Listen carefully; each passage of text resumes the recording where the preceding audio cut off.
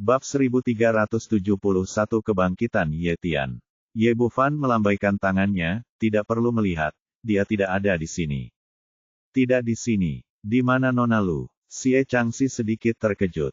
Ye Bufan berkata, saya dibawa ke istana leluhur kultus penyihir hantu. Xie Changxi berkata, Tuan Raja Naga, apa yang harus kita lakukan sekarang? Terburu. Buru ke istana leluhur. Mereka kembali dulu. Rudolf dan yang lainnya belum sepenuhnya pulih dari keracunan dan tidak memiliki kemampuan bertarung sama sekali. Ditambah Alicia, Ye Bufan benar-benar tidak ingin mengikat terlalu banyak orang. Bos, itu karena bawahanku tidak kompeten dan gagal melindungi Nona Lu. Rudolf dan yang lainnya tampak bersalah. Ye Bufan melambaikan tangannya, jangan terlalu banyak berpikir. Kamu telah melakukan yang terbaik, kembali dan memulihkan diri dulu. Pada titik ini, dia kembali menatap Alicia, kamu bisa kembali bersama mereka. Alicia, tidak banyak bicara kali ini. Dia juga baru saja melihat pertarungan itu. Dia hanya bisa menambah beban Ye Bufan di sini. Namun, dia tidak langsung pergi. Sebaliknya, dia mendatangi Ye Bufan, mengulurkan tangannya untuk memegang lehernya, dan berbisik di telinganya, ya, sepertinya aku telah jatuh cinta padamu. Hati-hati dan kembalilah. Biarkan kamu menjadi laki-lakiku. Setelah mengatakan itu, Alicia menciumnya dengan lembut lalu melangkah ke samping. Jika sebelumnya dia hanya mencari kesepakatan, mentalitasnya telah berubah total sekarang, dan dia penuh cinta dan kekaguman pada pria ini. Oke, kamu kembali dulu. Ye Bufan agak terkejut dengan reaksi wanita ini, tapi dia tidak punya waktu untuk memikirkannya saat ini. Dia menyerahkan Rudolf dan yang lainnya kepada Xie Changxi, dan kemudian melompat ke udara menuju leluhur gunung Sekte Penyihir Hantu. Sekarang altar utama Sekte Penyihir Hantu telah dihancurkan dan kekuatannya telah sangat berkurang, dengan pembangkit tenaga listrik tingkat suci bela diri seperti Xie Changxi di sini, dia tidak mengkhawatirkan keselamatan orang-orang ini. Gunung leluhur Sekte Penyihir Hantu tidak terlalu jauh dari sini. Bagi seorang kultivator, gunung itu tiba dalam sekejap mata. Segera dia mendarat di kaki gunung dari dia. Sebuah cibiran muncul di sudut mulut Ye Bufan. Orang biasa tidak akan bisa melihat apapun, tapi dia bisa melihat sekilas bahwa ini hanyalah penutup. Gerbang gunung leluhur Sekte Penyihir Hantu Pengadilan ada di sini. Dia hendak menghancurkan formasi ilusi di depannya, ketika tiba-tiba ada gelombang gerakan dari Istana Raja Naga. Semua pil yang dimurnikan dalam botol pemurnian iblis diberikan kepada Ye Tian, dan sekarang memiliki efek. Setelah memastikan masih ada waktu, dia tidak terburu-buru masuk. Begitu dia berpikir, seorang pemuda jangkung dan tampan muncul di depannya. Pada saat ini, Ye Tian berbeda dari sebelumnya. Warna emas muda di tubuhnya telah benar-benar surut, wajahnya telah mendapatkan kembali vitalitas yang seharusnya dimiliki manusia, dan matanya penuh dengan spiritualitas. Menurut catatan sekolah kedokteran kuno, untuk mencapai efek terbaik saat memurnikan boneka mayat, 3 jiwa dan 7 jiwa harus disegel. Hanya ada satu cara untuk membuka segel ini, yaitu dengan maju ke mayat surgawi. Segel tersebut akan terangkat secara alami dan kesadaran sebelumnya akan dipulihkan. Ini hanyalah sebuah legenda sebelumnya, dan belum ada yang benar-benar mempraktekkannya. Lagi pula, terlalu sulit untuk mencapai mayat surgawi. Sekarang tampaknya legenda itu benar. Pada saat ini, Ye Tian seharusnya telah memasuki jajaran mayat surgawi dan menjadi makhluk yang sebanding dengan pembangkit tenaga listrik tingkat suci. Yang paling mengejutkan Ye Bufan adalah pada saat ini, seluruh tubuh Ye Tian dipenuhi dengan tekanan dari pembangkit tenaga listrik tingkat suci, dan bahkan dia merasakan penindasan. Tanpa diduga, hantu dan roh jahat di kultus penyihir hantu begitu kuat sehingga mereka memungkinkan Ye Tian menerobos ke tahap akhir tingkat suci dalam satu gerakan, yang satu tingkat lebih tinggi dari tingkat kultivasinya saat ini.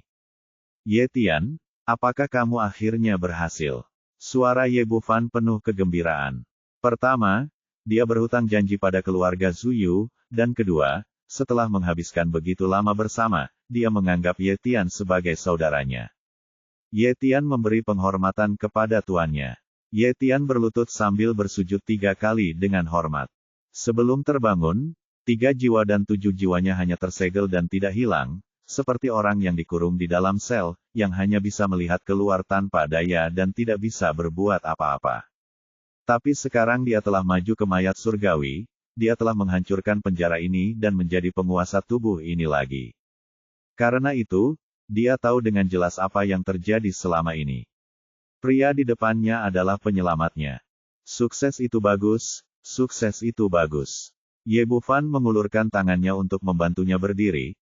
Mulai hari ini, kamu bukan lagi Ye Tian, tetapi Zhu Yujian. Menggelengkan kepalanya dan berkata dengan tegas, tidak, hidupku diberikan oleh tuanku. Aku tetap Ye Tian. Aku akan selalu menjadi pelayanmu dalam hidup ini dan aku tidak akan pernah mengkhianatimu. Ye Bufan berkata, yah, tidak peduli apa panggilanmu aku. Singkatnya, kamu akan menjadi milikku mulai sekarang. Saudaraku, jangan panggil aku tuan, panggil saja aku kakak. Petik 2. Ya, kakak. Sebagai boneka mayat yang selalu tidak punya emosi, Ye Tian dipenuhi dengan kegembiraan dan rasa syukur karena telah mendapatkan kembali gelar kemanusiaannya. Kedua orang itu sedang berbicara ketika tiba-tiba 3 sosok datang berlari dari kejauhan. Mereka sangat cepat dan mereka jelas-jelas adalah master. Ketiga orang ini adalah 2 laki-laki dan 1 perempuan.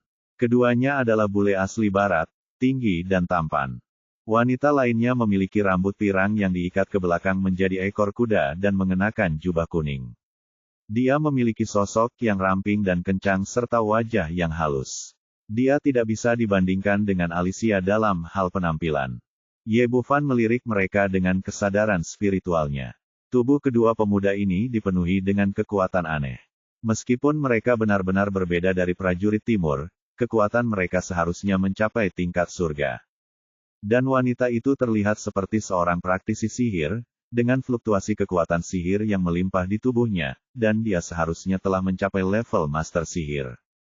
Ketiga orang itu mengepung Ye Bufan, tetapi mata mereka tertuju pada Ye Tian. Wanita pirang itu berteriak, pencuri jahat, segera serahkan Helena. Ye Tian tampak terkejut dan tidak mengerti apa yang dibicarakan ketiga orang itu, tetapi dia tidak berbicara dan menyerahkan segalanya kepada kakak laki-lakinya untuk diputuskan. Siapa kamu? Apakah ada kesalahan? Sepertinya kita belum pernah bertemu sebelumnya. Ye Bufan juga sedikit bingung dan tidak mengerti apa yang akan dilakukan ketiga orang ini. Tapi satu hal yang pasti, mereka pasti bukan dari kultus penyihir hantu. Jika aura kultus penyihir hantu adalah kegelapan, 3 orang di depan mereka adalah cahaya yang berlawanan. Wanita pirang itu berkata dengan marah, berhentilah berpura-pura di sini, segera lepaskan temanku, atau kami akan menghancurkan kultus penyihir hantumu. Tampaknya orang-orang ini juga ada di sini untuk menimbulkan masalah bagi kultus penyihir hantu. Ye Bufan berkata, sudah membuat kesalahan, kami bukan dari kultus penyihir hantu. Wanita itu berteriak, apakah menurutmu saya tidak tahu? Lebih baik dikatakan bahwa dia jelas merupakan makhluk gelap dari kultus penyihir hantu. Ketiga orang itu mengincar Ye Tian, sepertinya dia merasakan energi mayat di tubuhnya. Namun, hal semacam ini tidak mudah untuk dijelaskan. Meskipun Ye Tian sekarang memiliki jiwa dan pikiran manusia, tubuhnya memang merupakan mayat surgawi. Tampaknya di masa depan, dia perlu menyempurnakan senjata sihir untuk membantunya menyembunyikan energi mayatnya, jika tidak maka akan menimbulkan masalah yang tidak perlu. Sophie, jangan dengarkan omong kosongnya. Tunggu sampai aku menangani makhluk gelap ini terlebih dahulu dan kemudian menyelesaikan masalah dengannya. Pemuda pirang di sebelahnya berteriak keras, mengulurkan tangannya dan mengeluarkan pedang silang darinya di belakang. Dan semburan kekuatan cahaya tiba-tiba meledak, berubah menjadi aliran cahaya dan menusuk ke arah dada Ye Tian. Saya, Ye Tian, saya kembali, hahaha. Bab 1372 Uskup Agung Sophie berbaju kuning. Menghadapi pedang yang menusuk, ekspresi Ye Tian menjadi dingin, dia mengangkat tangannya dan meninjunya. Melihat pemandangan ini, wanita berambut pirang dan pemuda yang tersisa sama-sama tampak tidak percaya. Dulu, makhluk gelap akan menghindari mereka saat melihatnya. Sebelum mereka bisa bereaksi, tinju Ye Tian telah bertabrakan dengan pedang silang lawan. Dengan sekali klik, Pedang silang pemuda pirang itu tiba-tiba terganggu oleh pukulan ini. Bagaimana ini mungkin? Ketiga orang itu memiliki ekspresi ngeri di wajah mereka. Anda harus tahu bahwa cahaya suci memiliki efek penekan bawaan pada makhluk gelap, dan pedang salib adalah senjata suci dari istana dewa tidak mengharapkan hasil seperti itu. Yang tidak mereka ketahui adalah ada dua alasan utama mengapa makhluk gelap takut terhadap cahaya suci. Di satu sisi, itu adalah penindasan jiwa. Jika Ye Tian masih menjadi mayat emas yang tidak punya pikiran, dia secara naluriah akan takut setelah melihat cahaya suci. Namun keadaannya berbeda sekarang. Dari sudut pandang ideologis, dia adalah manusia dan biksu timur. Secara alami, dia tidak takut dengan apa yang disebut cahaya suci.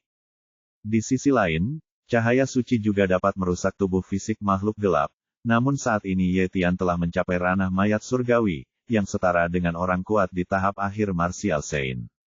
Jika Kaisar Ilahi atau Uskup Agung Merah yang mengambil tindakan, dia akan tetap waspada, tetapi pemuda berambut pirang di depannya jelas tidak memiliki cukup kultivasi, dan sedikit cahaya suci ini tidak menimbulkan ancaman apapun terhadapnya, tubuhnya yang kuat. Mereka bertiga terkejut, tetapi Ye Tian tidak berniat berhenti. Dia bergerak ke depan pemuda berambut pirang itu, mengulurkan tangan dan meraih lehernya, dan mengangkatnya seperti ayam. Nak, jika kamu berani tidak menghormati saudaraku lagi, aku akan mematahkan lehermu. Ye Tian tidak peduli dengan serangan pihak lain. Yang dia pedulikan adalah rasa tidak hormat yang baru saja dia katakan kepada Ye Bufan. Oh! Wajah pucat pemuda pirang itu tidak lagi memiliki warna sama sekali. Dia tidak pernah menyangka bahwa dengan kekuatan ksatria emasnya, dia akan menjadi seperti bayi di depan lawannya, tanpa kemampuan sedikit pun melawan. Lepaskan Geraint secepatnya. Pemuda lain juga menghunus pedang salib dari punggungnya, tapi dia tidak lagi memiliki ketidakpedulian dan kepercayaan diri sebelumnya, dan ekspresinya sangat serius. Wanita berambut pirang itu berteriak, hentikan dengan cepat, ada kesalahpahaman tentang masalah ini. Mereka sebelumnya curiga bahwa pihak lain adalah anggota kultus penyihir hantu karena energi mayat, tetapi sekarang mereka dapat melihat pihak lain itu adalah seorang pejuang, bukan penyihir. Dia jelas-jelas ada hubungannya dengan kultus penyihir hantu dan tidak ada hubungannya dengan itu. Anda harus tahu bahwa orang-orang dari kultus penyihir hantu selalu mempraktikkan ilmu sihir hitam. Meskipun ada beberapa murid yang berlatih seni bela diri di sini, level mereka juga sangat rendah, dan sangat tidak mungkin untuk memiliki tingkat kultivasi setinggi itu. Oke Ye Tian, lepaskan dia. Ye Bufan melambaikan tangannya. Dia bisa melihat bahwa tiga orang di depannya adalah anggota pengadilan ilahi barat dan merupakan musuh dari sekte penyihir hantu mereka, dan tidak perlu membunuh mereka. Ye Tian lalu mendengus dingin dan melepaskan leher Geraint. Geraint terengah-engah, wajahnya penuh keterkejutan, dan dia tidak lagi memiliki kesombongan seperti sebelumnya. Tuan-tuan, saya minta maaf. Saya minta maaf atas kesalahpahaman yang kita alami sebelumnya. Wanita pirang itu membungkuk dengan sopan kepada kedua orang itu. Meskipun Geraint dan pria lainnya sedikit enggan, mereka juga menerima gelar ksatria. Lupakan saja, aku sudah mengatakannya, ini hanya kesalahpahaman. Ye Bufan tidak terlalu peduli di sini. Wanita berambut pirang itu bertanya lagi, bolehkah saya bertanya? Mengapa nafas pria ini terlihat sangat mirip dengan seseorang dari kultus penyihir hantu? Jika tidak, kami tidak akan salah paham. Kami dari Tiongkok. Nama saya Ye Bufan. Ini adalah saudaraku Ye Tian. Dia adalah seorang pejuang, dan karena budidayanya, auranya mungkin agak mirip dengan orang-orang dari kultus penyihir hantu. Jadi begitu, wanita pirang itu mengangguk, tidak meragukan kata-kata Ye Bufan. Meskipun aura Ye Tian agak aneh, pihak lain sebenarnya adalah seorang pejuang dan bukan penyihir gelap. Selain itu, pihak lain tidak takut dengan cahaya suci Geraint, yang membuatnya percaya bahwa Ye Tian hanyalah manusia, bukan makhluk gelap. Dia menambahkan, kami semua berasal dari pengadilan ilahi barat. Nama saya Sophie, dan saya adalah uskup agung berbaju kuning. Mereka adalah teman saya Geraint dan Gareth, keduanya adalah ksatria emas Tuhan. Sophie menjadikan mereka bertiga setelah memperkenalkan dirinya. Dia bertanya, Tuan Ye, bagaimana Anda bisa datang ke sini? Izinkan saya memberitahu Anda, tempat ini sangat dekat dengan sekte penyihir hantu.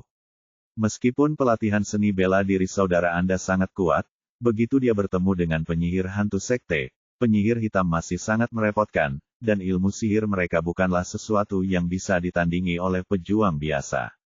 Menghadapi kebaikan pihak lain, Ye Bufan berkata, kami di sini untuk mencari seseorang kultus penyihir hantu.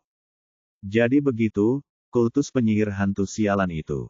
Sophie berkata, sejujurnya, kami juga datang ke sini untuk menyelamatkan orang. Salah satu teman kami jatuh ke tangan kultus penyihir hantu sehari sebelumnya kemarin. Kami datang untuk menyelamatkan orang, tapi kami menemukannya. Saya belum menemukan pintu masuk sepanjang siang dan malam. Petik 2. Kamu pergi ke kultus penyihir hantu untuk menyelamatkan orang, apakah kamu sedikit lebih lemah? Ye Bufan juga memiliki niat baik di antara mereka bertiga. Sophie adalah uskup agung berbaju kuning, dan memiliki kekuatan yang sama. Ahli sihir Yuhuaxia, ditambah dengan tanda-tanda zodiak yang bertentangan, cukup mampu menghadapi penyihir gelap tingkat tetua kedua dan ketiga. Sekte penyihir hantu. Namun begitu Anda bertemu dengan Penatua Agung Pereira, pria setingkat penyihir Sage yang kuat mungkin tidak akan mampu mengatasinya, apalagi pemimpin Ferdinand yang bersembunyi di kegelapan. Adapun dua ksatria emas lainnya, Geraint dan Gareth, kekuatan mereka sebanding dengan prajurit tingkat surga Tiongkok, tetapi agak kalah dengan Sophie. Kombinasi tiga orang seperti itu lebih dari cukup untuk menghadapi penyihir gelap biasa, tapi tidak cukup untuk masuk ke altar utama kultus penyihir hantu. Tetapi ketika dia mengatakan ini, dia segera membangkitkan ketidakpuasan Geraint dan berteriak, bagaimana menurutmu? Apa maksudmu kekuatan kita lebih rendah? Apakah kamu memiliki kekuatan? Sebagai ksatria emas dari pengadilan ilahi, dia bangga pada dirinya sendiri.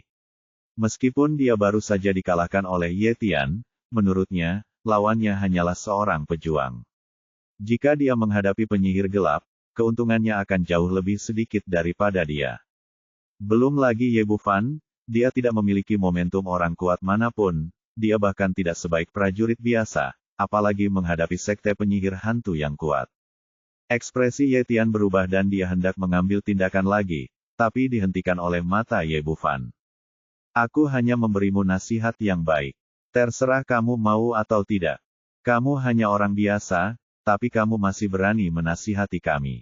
Geraint berkata dengan bangga, jangan berpikir bahwa saudaramu hebat karena dia tahu beberapa seni bela diri. Dia tidak bisa menghadapi kultus penyihir hitam. Tidak ada yang bisa menandingi para pejuang pengadilan ilahi kita. Tuan Ye, maafkan aku minta maaf atas mereka kekasaran. Sebaliknya, sikap Sophie jauh lebih baik, dan kemudian dia berkata, tetapi apa yang mereka katakan memang benar. Kultus penyihir hitam sangat sulit untuk dihadapi. Bagaimana dengan ini? Beritahu saya nama teman Anda dan kami bisa menyelamatkannya bersama-sama. Tidak. Aku akan melakukan halku sendiri. Orang-orang Tiongkok, kamu terlalu memikirkan dirimu sendiri. Gareth, seorang ksatria emas lainnya, berkata, bukannya kami meremehkanmu. Bahkan jika kamu ingin menyelamatkan orang, aku khawatir kamu bahkan tidak akan dapat menemukannya, gerbang kultus penyihir hantu. Apa yang dia katakan itu bukan omong kosong, karena mereka bertiga telah mencarinya siang dan malam. Mereka jelas tahu bahwa itu dekat, tetapi mereka tidak dapat menemukan pintu masuknya. Bab 1373 Aku di sini untuk melindungimu. Ye Bufan menggelengkan kepalanya. Dia terlalu malas untuk berdebat dengan orang-orang ini. Pada saat ini, Zishi semakin dekat. Dia berkata kepada Ye Tian, sudah hampir waktunya. Pergi dan buka pintunya. Iya, Ye Tian setuju dan melangkah menuju pintu. Menjauhlah dari batu besar. Geraint langsung mencibir, buka pintunya. Apa kamu bercanda? Tahukah kamu di mana pintunya? Gareth lalu berkata, ya, itu batu. Masih bisakah kamu masuk? Sebelum dia bisa menunggu, setelah dia selesai berbicara, Ye Tian meninju dan memukul batu itu dengan keras. Hanya mendengar suara gemuruh, batu besar itu bergetar beberapa kali, lalu berubah menjadi bola bubuk, dan kemudian gerbang gunung yang gelap muncul di depan semua orang. Bangunan gerbang gunung ini terbuat dari potongan marmer yang panjang, tingginya beberapa kaki dan megah. Di sebelahnya terdapat sebuah loh batu dengan beberapa tulisan besar di atasnya. Istana leluhur adalah tempat yang penting, dan siapa yang masuk tanpa izin akan mati. Di dalam gerbang gunung terdapat hamparan marmer yang tak berujung, anak tangga menuju ke puncak gunung tanpa terlihat ujungnya. Sophie dan mereka bertiga benar-benar tercengang. Mereka telah melewati batu itu beberapa kali dalam beberapa hari terakhir dan bahkan beristirahat di sini. Baru saja mereka menertawakan orang-orang karena tidak dapat menemukan pintu, tetapi dalam sekejap mereka ditampar wajahnya, yang membuat mereka semua semakin merasa malu. Ye Bufan mengabaikannya dan berjalan menuju gerbang gunung, diikuti oleh Ye Tian.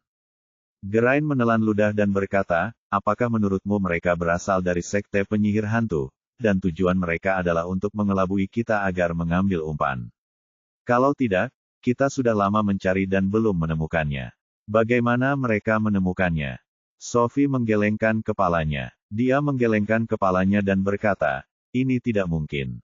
Sejauh yang kami tahu, tidak ada orang timur di kultus penyihir hantu. Terlebih lagi, salah satu dari mereka adalah seorang pejuang dan yang lainnya adalah orang biasa. Mereka tidak bisa menjadi murid kultus penyihir hantu. Meskipun Gareth sedikit malu, dia masih berkata, menurutku juga demikian. Cahaya suci adalah ujian terbaik, dia jelas bukan anggota kultus penyihir hantu. Gerain memikirkannya dan berkata, apa yang harus kita lakukan sekarang? Apa lagi yang bisa kita lakukan? Sekarang kita telah menemukan pintunya, cepat masuk dan selamatkan orang-orang. Semakin lama, Helena akan semakin berbahaya. Setelah Sophie selesai berbicara, dia berjalan menuju Ye Bufan, dan Gerain serta Gareth mengikuti. Tuan Ye, tunggu sebentar. Gerain berlari ke arah Ye Bufan. Apakah ada yang salah? Ye Bufan meliriknya dan berkata. Gerain berkata, terima kasih telah membantu kami menemukan pintu. Sebagai imbalannya, kami dapat melindungi keselamatan Anda dan masuk untuk menyelamatkan orang bersama-sama. Lindungi kami. Senyuman muncul di sudut mulut Ye Bufan artis di sisinya. Bagaimana pembangkit tenaga listrik tingkat suci membutuhkan perlindungan mereka untuk mayat yang belum dilahirkan selama 1000 tahun. Sophie menindaklanjuti dan berkata, ya, Tuan Ye, orang-orang dari kultus penyihir hantu menggunakan metode sihir jahat, yang sulit untuk ditangani, dan pengadilan ilahi kami sangat berpengalaman dalam menanganinya, dan kami pasti dapat melindunginya, keselamatanmu. Meskipun dengan mereka bertiga, ada sedikit kesalahpahaman di antara mereka, tapi yang jelas ketiga orang ini mempunyai niat baik dan bukan orang jahat. Ye Bufan tidak ingin melihat mereka mati di tangan kultus penyihir hantu. Dia mengangguk dan berkata, oke, mari kita bekerja sama dan menjaga satu sama lain. Gerain tidak menganggapnya serius sama sekali dengan kultus penyihir hantu, Ye Bufan dan kedua pria itu tidak berguna sama sekali. Meskipun dia tidak mengatakan apa-apa, dia diam-diam memutuskan di dalam hatinya bahwa dia akan menunjukkan metodenya kepada pihak lain nanti. Memikirkan hal ini, dia segera bergegas ke depan, sementara Sophie dan Gareth berada di kiri dan kanan, melindungi Ye Bufan di belakangnya. Sekelompok 5 orang berjalan menuju gunung. Tidak jauh dari tempat mereka baru saja keluar, tiba-tiba terdengar suara gemuruh. Beraninya kamu masuk ke tanah suci kultus penyihir hantu kami. Begitu dia selesai berbicara, puluhan sosok terlihat berlari kencang, mengelilingi 5 orang itu. Masing-masing dari orang-orang ini sangat muram dan penuh aura jahat. Pemimpinnya adalah seorang lelaki tua kurus dengan cahaya hijau di matanya. Ketika dia merasakan aura suci Sophie dan beberapa orang, dia tiba-tiba menunjukkan ekspresi terkejut dan berkata, mereka sebenarnya adalah orang-orang dari pengadilan ilahi. Bagaimana Anda menemukan tempat ini? Istana leluhur kultus penyihir hitam selalu ada disembunyikan dengan cara yang sangat rahasia, tidak pernah ditemukan oleh pihak luar, apalagi pengadilan ilahi yang tidak dapat didamaikan. Gerain tersenyum bangga dan berkata, saya tidak menyangka bahwa Tuhan Allah membimbing kami untuk menghancurkan kalian makhluk gelap. Gareth mencabut pedang salib cahaya suci di belakang punggungnya, kalian makhluk yang rendah hati, kalian seharusnya tidak hidup di dunia ini. Kemarilah dan mati. Apakah hanya kamu? Pria tua kurus itu memastikan bahwa hanya ada 3 orang muda di sisi lain, dan ketakutan di hatinya langsung hilang. Meskipun pengadilan ilahi dapat menahan aliansi penyihir hitam, ini juga relatif. Ini adalah istana leluhur sekte penyihir hitam. Hanya 2 ksatria emas dan seorang uskup agung berbaju kuning saja tidak cukup. Adapun Ye Bufan dan Ye Tian di sebelahnya, dia mengabaikan mereka begitu saja. Mereka bahkan tidak memiliki aura suci. Mereka paling banyak hanya orang biasa, tidak menimbulkan ancaman sama sekali. Setiap orang di pengadilan ilahi pantas mati. Pria tua kurus itu berteriak, dan menamparkan Sophie dan mereka bertiga dengan satu telapak tangan. Dia bukanlah seorang pejuang, namun setelah mengeluarkan telapak tangan ini, aliran udara kuning tiba-tiba menyebar, akhirnya berubah menjadi kabut tebal yang menyelimuti mereka bertiga. Karena lengah, 2 murid sekte penyihir hantu di sebelah mereka tidak punya waktu untuk menghindar. Mereka sedikit tersapu oleh aliran udara kuning dan langsung berubah menjadi genangan darah. Namun, lelaki tua kurus itu tidak peduli. Di sekte penyihir hantu, kekuatan selalu menjadi kriterianya. Selama dia bisa membunuh 3 orang di depannya, selusin murid bukanlah apa-apa. Ini adalah energi mayat. Ekspresi Geraint tiba berubah. Sialan, sekte penyihir hantumu bahkan mempraktikkan energi mayat. Apakah kamu tidak takut menjadi zombie berjalan? Sekte penyihir hantu hanya peduli pada hidup dan mati, apapun caranya. Simpan kata-kata ini kepada Tuhanmu, kan? Tuhan mengatur segalanya. Tuhan berkata bahwa semua kegelapan di dunia harus disucikan, pemurnian. Pada saat ini, suara yang jelas dan manis terdengar, Sophie lah yang mengaktifkan mantra istana dewa. Dia mengulurkan jarinya dan menunjuk ke arah langit hitam. Langit malam tiba-tiba menyala, dan seberkas cahaya suci turun, langsung menutupi kabut kuning. Seperti kata pepatah, satu hal menjatuhkan hal lain, dan cahaya suci adalah musuh semua kekuatan gelap. Hanya dalam sekejap mata, kabut kuning yang berubah menjadi energi mayat telah sepenuhnya dimurnikan. Ekspresi lelaki tua kurus itu berubah. Dia tidak menyangka teknik terkuatnya akan dinetralisir oleh pihak lain. Sebelum dia pulih, Geraint menyerang dengan pedangnya. Tebasan cahaya suci. Tiba-tiba seberkas cahaya suci keluar dan menembus dada lelaki tua kurus itu. Ah! Dengan teriakan melengking, energi hitam di tubuhnya dimurnikan dengan bersih oleh cahaya suci, meninggalkan mumi yang jatuh ke tanah. Pada saat yang sama, Gareth melancarkan serangan terhadap murid-murid kultus penyihir hitam di sebelahnya. Pedang salib cahaya suci di tangannya bersinar satu demi satu, dan cahaya pedang itu membunuh puluhan orang di sekitarnya. Hanya dalam 1 atau 2 menit, pertempuran pertama dimenangkan, dan semua murid sekte penyihir hantu di kaki gunung terbunuh atau terluka. Geraint menyingkirkan pedang salib cahaya suci dan memandang Ye Bufan dan keduanya dengan ekspresi bangga di wajahnya. Apakah kamu melihat itu? Ini adalah kekuatan pengadilan ilahi. Kita masih harus mengambil tindakan untuk menghadapi orang-orang dari kultus penyihir hantu. Ye Bufan tersenyum tipis, tidak peduli. Tapi Ye Tian mengerutkan bibirnya, itu hanya membunuh beberapa sampah. Apa masalahnya? Bab 1374, Pemimpin Sekte Penyihir Hantu. Sampah, kamu sangat bodoh. Meskipun Ye Tian mengatakan bahwa orang-orang dari Sekte Penyihir Hantu adalah sampah, ini sama saja dengan menghapus pencapaiannya sendiri, dan Geraint masih sangat tidak puas. Dia adalah orang yang jujur, tapi dia sangat kuat. Apalagi setelah kalah dari Ye Tian sebelumnya, dia selalu ingin menunjukkan kemampuannya dan mendapatkan kembali mukanya yang hilang. Tahukah kamu apa itu kabut kuning tadi? Itu adalah energi mayat. Hanya cahaya suci dari istana dewa kita yang dapat menahannya.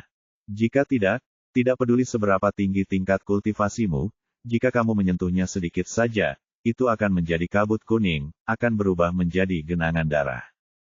Itu tipuan kecil, tidak layak disebutkan. Ye Tian sendiri adalah mayat, jadi bagaimana dia bisa peduli dengan sedikit energi mayat? Benda itu sangat kejam bagi orang biasa, tapi itu sangat kejam, tidak ada gunanya baginya. Dengan sekuat apa tubuhnya sekarang, meski direndam dalam asam sulfat, tidak akan ada kerusakan.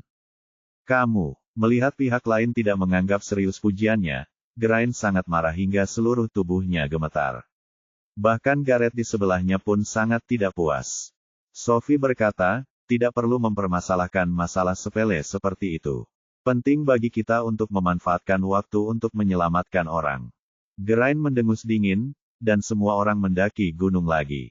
Di puncak Gunung Zushan, pegunungan yang semula terjal telah diratakan hingga seluruhnya berubah menjadi tanah datar seluas 100 meter persegi. Sebuah altar tinggi dibangun di tengah puncak gunung. Lampu di sekitar altar terang benderang, menerangi puncak gunung seperti siang hari. Ada dua wanita muda dan cantik yang diikat di atas panggung, satu adalah Lu Bengxia, yang lainnya berambut pirang dan syal, dan mengenakan jubah kuning, mereka adalah Helena, pendeta agung berbaju kuning dari pengadilan ilahi. Ada 5 orang berdiri di depan altar. Pemimpinnya mengenakan jubah hitam, dan seluruh tubuhnya diselimuti jubah tersebut, sehingga sulit bagi orang untuk melihat wajahnya dengan jelas kultus penyihir. 4 lelaki tua berdiri di samping mereka, mengenakan jubah hijau, putih, ungu dan hitam.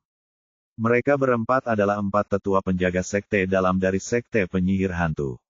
Masing-masing dari mereka berada di alam santo penyihir, tidak kalah dengan Pereira, tetua agung dari sekte luar. Pemuja penyihir hantu sialan, biarkan aku pergi secepatnya, jika tidak, pengadilan ilahi kami tidak akan membiarkanmu pergi.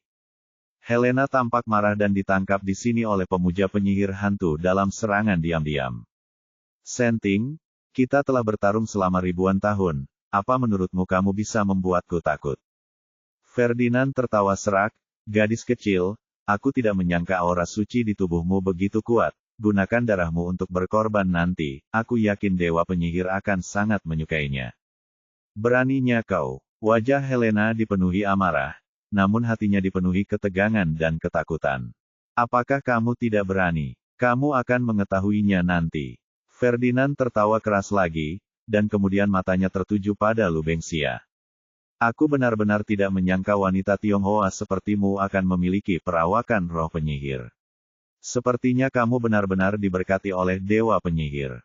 Setelah aku mengorbankan wanita itu dan mendapatkan berkah dari dewa penyihir, aku bisa menyerap dan menyempurnakanmu, dan mungkin aku bisa menjadi aliansi penyihir hitam. Satu-satunya raja penyihir. Jangankan dunia gelap, apa yang bahkan kaisar dewa bisa lakukan padaku. Pada titik ini, orang ini tidak bisa menahan perasaan bangga dan tertawa terbahak-bahak lagi.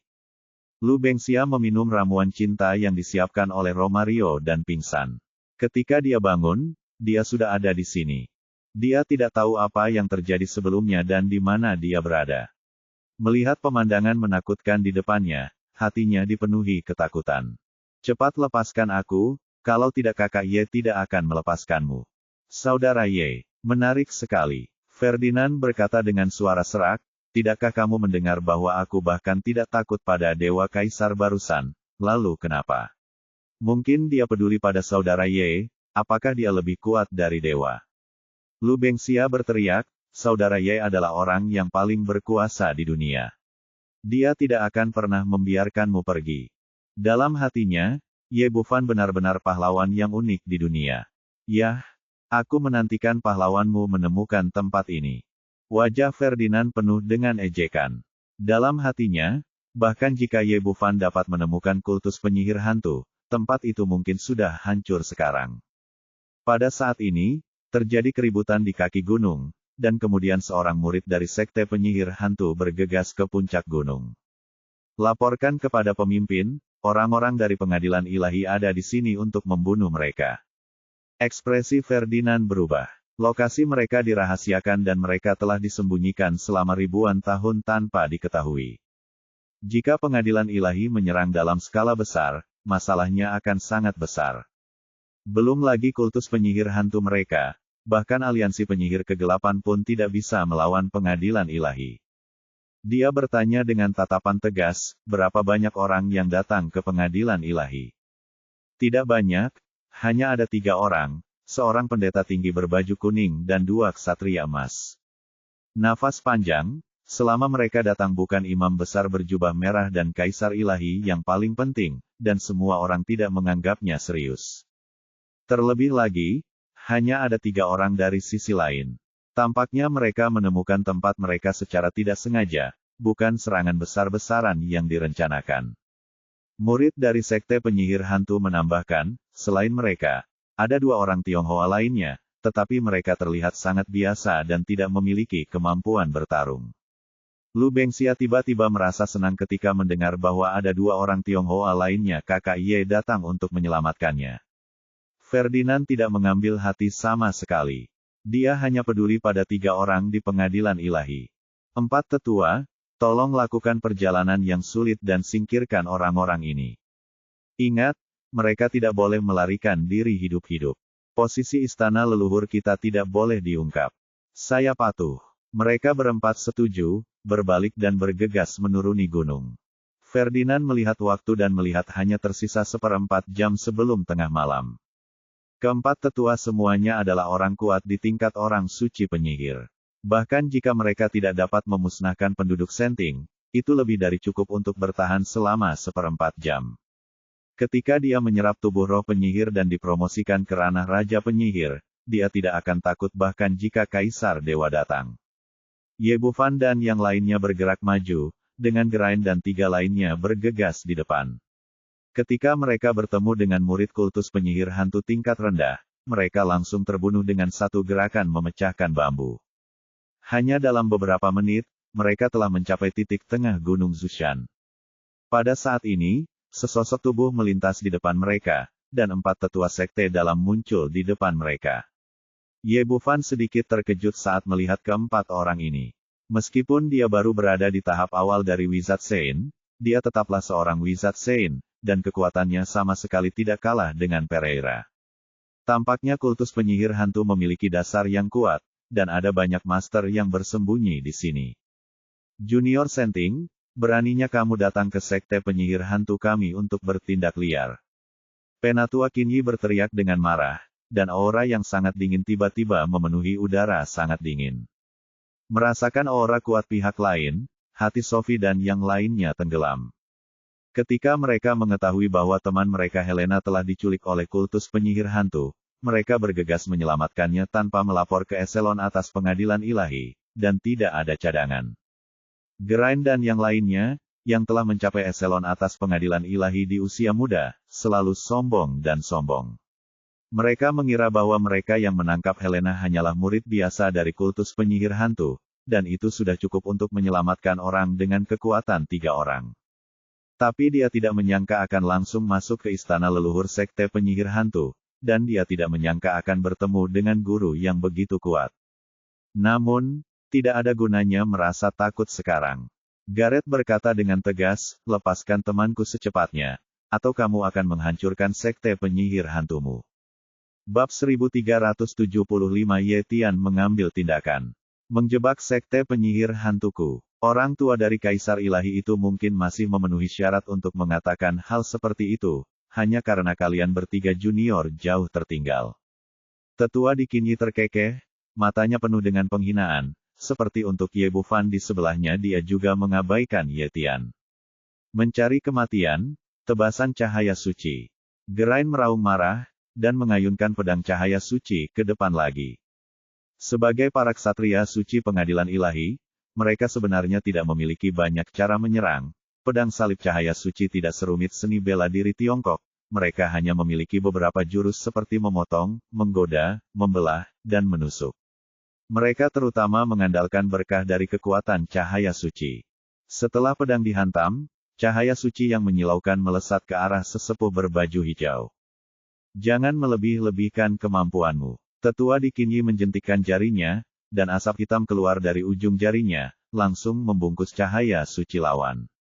Meskipun cahaya suci mempunyai kekuatan untuk memurnikan kegelapan, bagaimanapun juga, cahaya suci mempunyai batasnya. Setelah tebasan cahaya suci Geraint terbungkus energi hitam, itu seperti ikan besar yang terbungkus jaring ikan. Dia bergegas ke kiri dan ke kanan tetapi masih tidak bisa menembus pengepungan, dan akhirnya menghilang ke dalam malam bersama dengan energi hitam. Ini, melihat lawannya dengan mudah mematahkan tebasan salib cahaya suci miliknya, hati Geraint menegang, mengetahui bahwa dia telah menghadapi musuh yang kuat kali ini. Dasar ikan-ikan kecil di pengadilan ilahi, hari ini aku ingin menunjukkan kepadamu mantra dari kultus penyihir hantu milikku. Tetua berbaju putih di sebelahnya mengangkat tongkat di tangannya, dan lampu hijau keluar dari bola kristal bagian atas, dan kemudian berubah menjadi 3 bola hijau. Kabut menyelimuti Sophie dan mereka bertiga. Tebasan salib cahaya suci. Pada saat ini, Geraint dan Gareth tidak lagi berani menganggap entengnya. Mereka berdua menunjukkan kekuatan terkuat mereka dan menebas lampu hijau dengan pedang silang di tangan mereka. Di saat yang sama, Sophie menggunakan teknik pemurnian lagi. Tuhan mendominasi segalanya. Tuhan berkata bahwa semua kegelapan di dunia harus dimurnikan. Teknik pemurnian. 3 sinar cahaya suci menyapu dan mengenai lampu hijau di depannya. Sayangnya efeknya kurang memuaskan. Kekuatan yang terkandung dalam lampu hijau terlalu kuat. Meski sebagian sudah dimurnikan, namun tetap menerobos pertahanan dan mendatangi ketiga orang tersebut, membungkus ketiga orang tersebut seolah-olah itu hidup. Apa ini? Sophie menyadari bahwa lampu hijau itu seperti lem yang sangat kuat. Setelah membungkus tubuhnya, dia bahkan tidak bisa menggerakkan satu jari pun. Dan di bawah tekanan aura gelap itu, dia bahkan tidak bisa menggunakan sihir istana dewa. Bukan hanya dia, tapi juga Geraint dan Gareth di sebelahnya. Sebagai ksatria suci pengadilan ilahi, tubuh mereka jauh lebih kuat dari orang biasa, tapi mereka masih tidak mampu menahan lampu hijau ini.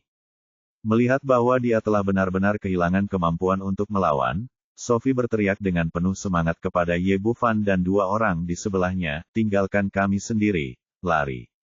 Menurutnya, 4 penyihir gelap di depannya terlalu kuat. Bahkan kekuatan sucinya sendiri tidak dapat menahannya, dan Ye Tian sendiri, seorang pejuang, pasti tidak akan mampu mendukungnya. Namun, jika keunggulan kecepatan prajurit digunakan, ada kemungkinan untuk melarikan diri. Adapun Ye Bufan, di matanya, dia hanyalah orang biasa. Namun yang membuat Sophie putus asa adalah Ye Bufan dan 2 lainnya sepertinya tidak mendengar apapun dan tidak berniat melarikan diri. Hal ini membuatnya menjadi gila karena cemas. "Sial, apa kamu tidak dengar? Sekarang bukan waktunya untuk menunjukkan kesetiaanmu. Kamu telah bergabung dengan kultus penyihir hantu kami dan masih ingin melarikan diri. Itu hanyalah sebuah mimpi." Penatua berbaju putih itu menyedihkan. Dia berkata, "Aku akan menyingkirkan kalian 3 ikan kecil lainnya di pengadilan ilahi terlebih dahulu, dan kemudian aku akan menguliti kedua idiot ini dan membuat mereka kram." Setelah mengatakan itu, dia menepuk tongkat berkepala ular di tangannya, dan kemudian tongkat itu menjadi hidup secara ajaib. "Ayo, berubah menjadi ular piton besar yang menelan langit, buka mulutnya dan telan ketiga Sophie." Melihat ular besar itu bergegas mendekat, Geraint dan mereka bertiga berjuang mati-matian, namun sayang tubuh mereka terjebak oleh lampu hijau dan tidak bisa melepaskan diri sama sekali. Melihat nyawa mereka tergantung pada seutas benang, mereka bertiga memejamkan mata serentak, tak sanggup menyaksikan adegan selanjutnya. Pada saat ini, terdengar suara gemuruh guntur, dan sambaran petir besar muncul di udara, menghantam ular piton raksasa itu secara langsung. Keempat tetua sekte dalam dari sekte penyihir hantu awalnya mengira mereka yakin akan kemenangan, dengan senyum bangga di wajah mereka. Namun setelah guntur muncul, harga diri mereka langsung hancur. Ular hitam besar itu tidak memiliki kekuatan untuk melawan dan berubah menjadi ketiadaan. Ekspresi keempat orang itu tiba-tiba berubah. Mereka berbalik dan menemukan bahwa orang yang mengambil tindakan adalah pemuda yang paling tidak mencolok. Baru pada saat itulah mereka menyadari bahwa yang terkuat bukanlah 3 orang dari pengadilan ilahi, melainkan orang-orang Tiongkok yang selama ini mereka abaikan. Ye Bufan sama sekali mengabaikan ekspresi terkejut orang lain, melangkah ke depan Sophie, mengulurkan tangannya dan menyentuh lampu hijau. Lampu hijau yang tidak bisa dia hilangkan setelah semua usahanya menghilang secara ajaib, dan dia mendapatkan kembali kemampuannya untuk bergerak dalam sekejap. Sophie semakin terkejut. Dia tidak menyangka pemuda yang tampak biasa ini bisa memiliki kekuatan super. Ye Bufan kemudian mengikutinya dan membantu Geraint dan Gareth menyingkirkan kekuatan kutukan. "Sialan, kamu benar-benar mematahkan mantraku." Melihat mantra kebanggaannya dengan mudah dipatahkan oleh pihak lain, tetua berbaju putih itu sangat marah. Ye Bufan melambaikan tangannya kepada Ye Tian, "Hemat waktu, bunuh mereka semua." Setelah mendengar kata-katanya, Sophie, yang baru saja sedikit tenang, dan yang lainnya terkejut lagi. Melalui pertarungan sebelumnya, mereka telah menyadari betapa menakutkannya keempat tetua sekte dalam. Masing-masing dari mereka adalah prajurit tingkat penyihir, dan kekuatan mereka sebanding dengan Uskup Agung Merah dan Ksatria Suci Pengadilan Ilahi. Dengan makhluk sekuat itu, lawan justru membuka mulutnya untuk membunuhnya. Ekspresinya mirip dengan membunuh ayam. Keempat tetua juga sangat marah, tapi Ye Tian tidak peduli sama sekali dan berjalan langsung menuju mereka berempat. Kematian. Tetua berpakaian ungu yang marah itu melambaikan tongkat di tangannya, dan aliran kabut kuning tiba-tiba menyembur keluar. Geraint segera melihat bahwa tetua berbaju ungu menggunakan energi mayat, tapi itu 10 kali lebih kuat dan 100 kali lebih kuat daripada lelaki tua kurus sebelumnya. Bahkan jika dia menggunakan pedang salib cahaya suci, dia tidak dapat menahannya. Ini adalah energi mayat. Cepat bersembunyi. Dia segera memperingatkan Ye Tian, mengetahui bahwa meskipun pihak lain adalah seorang pejuang, dia tidak dapat bersaing dengan energi mayat. Tapi yang mengejutkan orang-orang adalah Ye Tian tidak menghindar, dan berjalan lurus menuju kabut seolah dia tidak melihat apapun. Mencari kematian. Keempat tetua semuanya menunjukkan senyuman kejam di wajah mereka, sementara Sophie dan yang lainnya penuh dengan kecemasan dan kekhawatiran. Adegan berikutnya yang mengejutkan orang terjadi. Di bawah tatapan mata yang tak terhitung jumlahnya, Ye Tian berjalan langsung melewati kabut tanpa terpengaruh sama sekali. Seolah-olah energi mayat tidak ada sama sekali. Bagaimana ini mungkin? Orang yang paling terkejut adalah tetua berbaju ungu. Dia sangat jelas tentang sihirnya sendiri. Di bawah energi mayat yang begitu kuat, apalagi manusia, bahkan seekor paus pun akan langsung berubah menjadi darah. Tapi Ye Tian tidak memberinya kesempatan untuk terkejut. Dia datang ke depannya dalam sekejap, dan dengan sekali klik, dia langsung mematahkan leher tetua berpakaian ungu itu. Sekarang semua orang terkejut. Ini adalah orang kuat di level penyihir, salah satu dari 4 tetua sekte dalam. Dia tidak memiliki kemampuan untuk melawan sama sekali di depan lawan, dan dia membunuhnya segera setelah dia bertanya. Bab 1376 membunuh 4 sesepuh. Geraint menelan ludah, bagaimana ini bisa terjadi? Meskipun ini adalah hasil yang dia senang lihat, dia benar-benar tidak mengerti mengapa pihak lain tidak takut dengan energi mayat. Anda harus tahu bahwa ini adalah energi mayat yang dikeluarkan oleh Santo penyihir yang kuat, dan ratusan kali lebih kuat daripada energi yang dikeluarkan oleh lelaki tua kurus. Ye Tian telah meremehkan energi mayat sebelumnya, dan dia masih sangat marah. Tapi sekarang tampaknya itu benar, dan orang-orang tidak menganggapnya serius. Memikirkan kembali pamernya, wajahnya tidak bisa menahan rasa panas, seolah-olah dia telah ditampar puluhan kali di mulutnya. Jika kamu berani membunuhku, tetua dari kultus penyihir hantu, kamu akan mati. Melihat tetua berbaju ungu terbunuh, tetua berbaju hijau menjadi marah yang beberapa kali lebih kuat dari sebelumnya dimuntahkan. Dalam sekejap, Ye Tian terbungkus rapat seperti kepompong. Kegembiraan yang baru saja dirasakan Sophie dan yang lainnya tenggelam ke dasar lagi. Mereka tahu betapa kuatnya lampu hijau ini. Setelah dibungkus, tidak mungkin bisa digerakkan satu jari pun, dan menjadi sepotong ikan yang bisa disembelih oleh orang lain. Penatua berbaju hitam di sebelahnya bergerak cepat. Dalam sekejap mata, pisau tulang hitam sepanjang 2 kaki muncul di tangannya. Ah! Sophie tidak bisa menahan diri untuk tidak berseru. Menurutnya, Ye Tian sudah benar-benar selesai. Geraint dan Geraint melakukan hal yang sama, mengeluarkan pedang salib cahaya suci di belakang punggung mereka untuk bersiap menyelamatkan. Tetapi pada saat ini, hanya terdengar bunyi klik, dan pisau tulang menembus lampu hijau dan menusuk tubuh Ye Tian. Ini, penatua berbaju hitam tiba-tiba terkejut. Anda harus tahu bahwa pisau tulangnya adalah senjata ajaib yang disempurnakan secara khusus. Selama bersentuhan dengan kulit dan daging seseorang, itu akan segera menyerap semua darah dan intinya, mengubah orang itu menjadi mumi. Dulu semuanya selalu sukses, tapi saya tidak menyangka kali ini bukan hanya tidak berhasil, malah sebaliknya, bahkan senjata ajaibnya pun hancur. Sebelum dia bisa mengambil kembali pisau setengah tulang di tangannya, sesosok tubuh melintas di depan matanya, dan sebuah tinju besar muncul di depannya. Terdengar bunyi klik lagi, dan tulang dada tetua berpakaian hitam itu roboh, terbang mundur dengan matanya yang tidak percaya, dan akhirnya berubah menjadi kabut darah. Dia meninju seorang tetua yang merupakan seorang santo penyihir, dan semua orang yang hadir terkejut dan tercengang. Para tetua berbaju putih dan hijau terkejut. Keempat tetua sekte dalam memiliki tingkat kultivasi yang sama. Dua tetua lainnya dengan mudah dibunuh oleh pihak lain. Kedua pria itu berbalik dan lari, bersiap untuk melarikan diri ke puncak gunung Zushan untuk berdoa memohon perlindungan pemimpinnya. Sayangnya mereka berpikir terlalu baik. Sebagai seorang penyihir, berharap bisa melarikan diri di depan mayat adalah suatu kemewahan.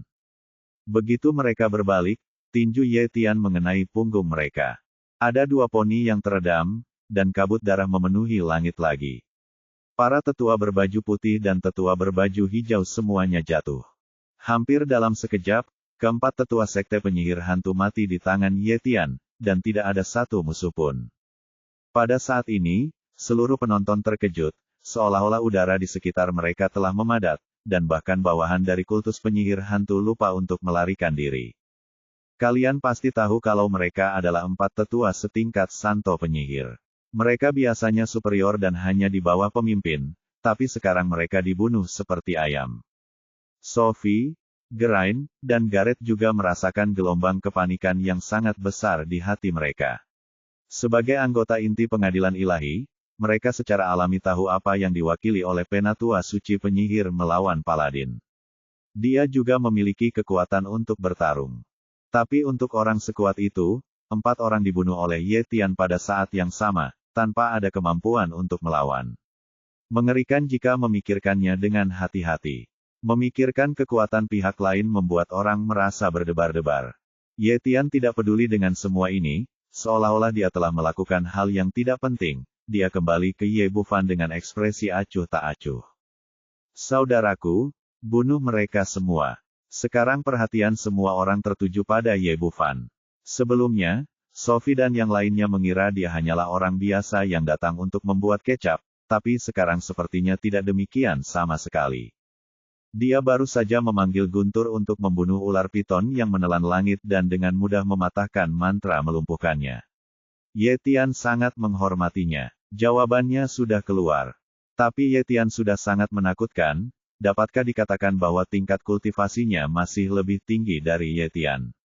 Memikirkan hal ini, beberapa orang tidak berani berpikir lebih jauh.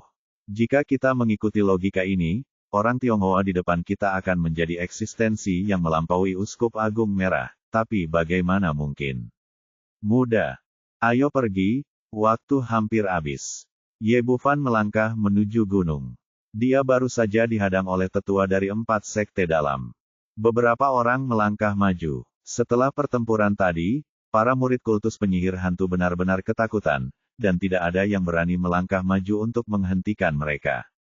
Sebagai pendeta agung berbaju kuning, meskipun Sophie memiliki kekuatan sihir tingkat tinggi, dia tidak pandai dalam hal kecepatan dan sedikit lebih lambat jika dibandingkan.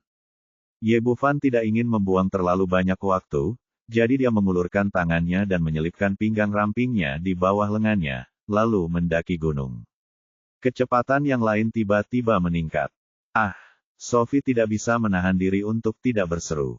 Pada akhirnya, dia menemukan bahwa kecepatan Ye Bufan jauh lebih cepat daripada miliknya. Hal ini membuat suasana hatinya yang tenang kembali menimbulkan badai, dan tanda tanya besar muncul di benaknya.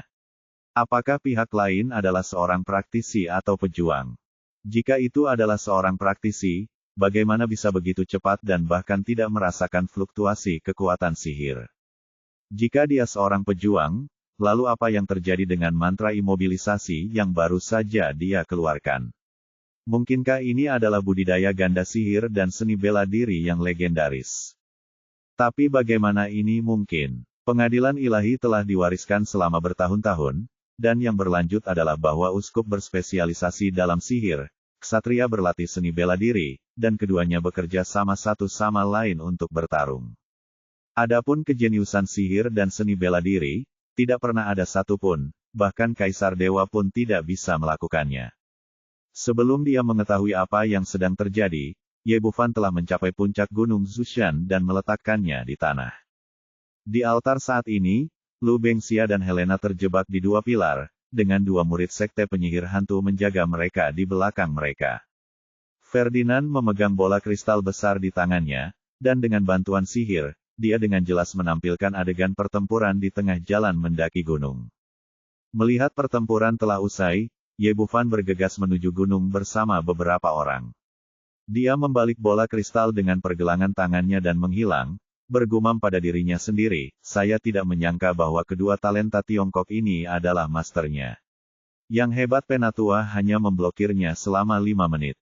Begitu dia selesai berbicara, Ye Bufan dan yang lainnya bergegas ke puncak gunung. Saudaraku Ye, kamu di sini. Setelah melihat Ye Bufan, Lu Bengxia tiba-tiba berteriak kegirangan dan tidak bisa menahan air mata kegembiraan. Pahlawanku masih muncul di saat kritis. Ferdinand tampak murung dan menatap pemuda di depannya dengan mata seperti ular berbisa. Ketika Lu Bengxia menyebut saudara Ye sebelumnya, dia hanya menganggapnya sebagai lelucon, tetapi dia tidak menyangka bahwa itu pada akhirnya akan menjadi musuh tersulitnya. Kekuatan lawan berada di luar imajinasinya, dan dia bisa menandingi Uskup Agung Merah dari Pengadilan Ilahi. Bab 1377 Inkarnasi. Ye Bufan melirik ke arah Ferdinand, apakah Anda pemimpin kultus penyihir hantu? Ya, ini saya. Ferdinand berkata dengan suara serak, anak muda, Anda seharusnya tidak menjadi musuh kultus penyihir hantu kami. Ikuti saran saya, ayo cepat pergi, saya tidak perlu khawatir tentang masalah hari ini. Setelah dia mengatakan ini, semua orang yang hadir terkejut. Terutama para murid sekte penyihir hantu, mereka sangat menyadari karakter pemimpinnya yang sombong, kejam, dan pendendam. Dulu, siapapun yang menyinggung sekte penyihir hantu selalu dibunuh tanpa ampun. Namun hari ini, menghadapi pemuda di depannya, dia sebenarnya memiliki kecenderungan untuk menyerah dan melepaskannya. Ini adalah sesuatu yang tidak terbayangkan sebelumnya. Sophie dan Geraint juga memiliki perasaan campur aduk. Saat pertama kali naik gunung, mereka mengatakan ingin melindunginya, tapi mereka tidak menyangka dia akan menjadi karakter yang begitu kejam yang bahkan ditakuti oleh pemimpin kultus penyihir hantu. Di tengah tatapan terkejut semua orang, Ye Bufan menunjukkan ekspresi acuh tak acuh dan mengangkat tangannya untuk menunjuk ke arah Lu Bengxia dan dua orang lainnya di altar. Biarkan mereka pergi, atau kami akan menghancurkan kultus penyihir hantumu. Orang Cina, apakah kamu terlalu merasa benar sendiri? Saya akui bahwa kamu cukup mampu, tetapi pada akhirnya kamu tetap tidak bisa menjadi musuh kultus penyihir hantuku. Meskipun kamu membunuh kami memiliki 4 tetua, tetapi mereka hanya tetua sekte dalam. Kami juga memiliki 10 tetua sekte luar dan ribuan murid. Itu bukan sesuatu yang bisa disaingi oleh Anda, seorang. Tionghoa sangat mewaspadai Ye Bufan karena budidayanya. Dia berada di atas 4 tetua sekte dalam, tapi dia tidak sepenuhnya yakin saat menghadapi pemuda di depannya. Bahkan jika dia menang, dia mungkin harus membayar sejumlah harga, jadi dia tidak mau melakukannya kecuali dia harus melakukannya. Selama Anda memberi diri Anda lebih banyak waktu untuk memurnikan dan menyerap tubuh roh penyihir, Anda akan menjadi orang kuat di alam Raja Penyihir, dan hanya perlu beberapa menit untuk membunuh beberapa orang di depan Anda ini. Justru karena itulah dia memilih untuk bersabar lebih dari sebelumnya. Apakah kamu 10 tetua teratas dari sekte luar?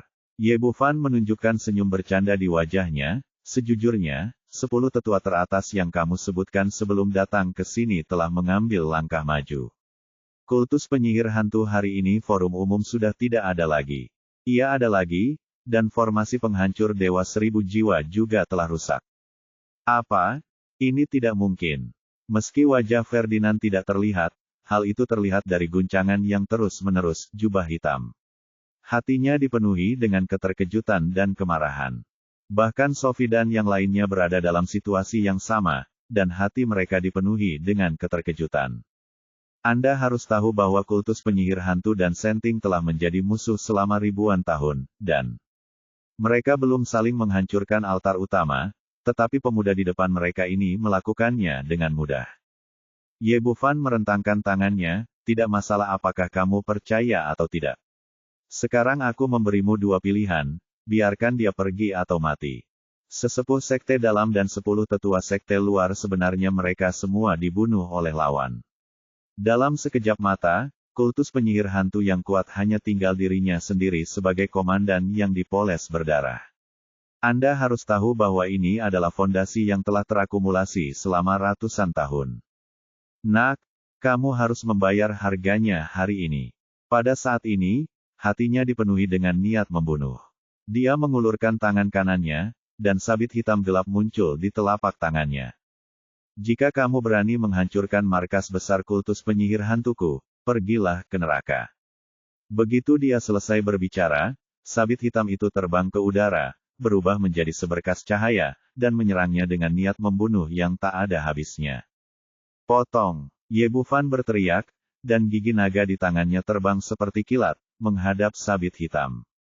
Setelah semburan cahaya keemasan yang menyilaukan, sabit itu langsung hancur menjadi bubuk oleh energi pedang yang tajam.